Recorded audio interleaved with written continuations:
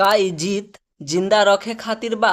का ई जीत प्लेऑफ के टिकट कंफर्म करा दी या फिर ई खाली वेंटिलेटर पर सांस जिंदा रखे खातिर बा? आज पूरा गणित समझाइब, वीडियो के अंत तक देखी। काल के मैच में तो एकदम धुआं धुआं हो गई। पैट कमिंस के टीम हैदराबाद सोचले रही कि अपन होम ग्राउंड पर केकेआर के बोरिया बिस्तर बांध देव, लेकिन कलकत्ता के लठैत लोग भी कसम खा के उतरल रहे कि आज हारब तो सीधा टूर्नामेंटे से बाहर हो जाइब। जब बैटिंग के बारी आयल तो केकेआर के बैट्समैन एकदम भूखा शेर नियन टूट पड़ल।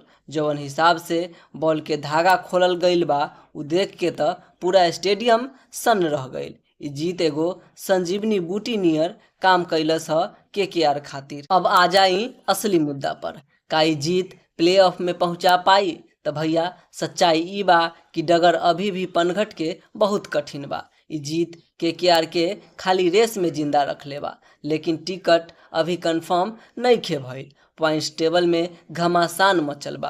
अब केकेआर के खाली अपन बाकी बचल सभे मैच न जीते के बा, बल्कि दूसरा टीमन के भी हार जीत पर नजर रखे के पड़ी। माने अगर मगर के पेच में पूरा तरीका से फंसल बा। कप्तान रहाने के मालूम बा कि खाली जीत से काम न चली। ई नेट रन रेट के जे भूत बा ओकरा के भी काबू में रखे के पड़ी। अगर एकहू मैच में नजर हटल तो समझी दुर्घटना घटल औरो प्ले ऑफ के सपना टूटल। लेकिन भैया केकेआर के इतिहास बा, जब जब ई टीम कोना में धकलाइल बा तब तब पलटवार कैले बा। ई टीम प्रेशर में खेले जाने ला। तो रउआ सबके का लगत बा? का केकेआर ई बार प्ले ऑफ के दरवाजा तोड़ के अंदर घुस पाई या फिर ई जीत खाली एगो दिलासा साबित हुई? अपन राय कमेंट बॉक्स में जल्दी से दाग दी। और हाँ, ऐसने गर्दा क्रिकेट अपडेट ठेठ भोजपुरिया में पावे खातिर वीडियो के लाइक करी और चैनल के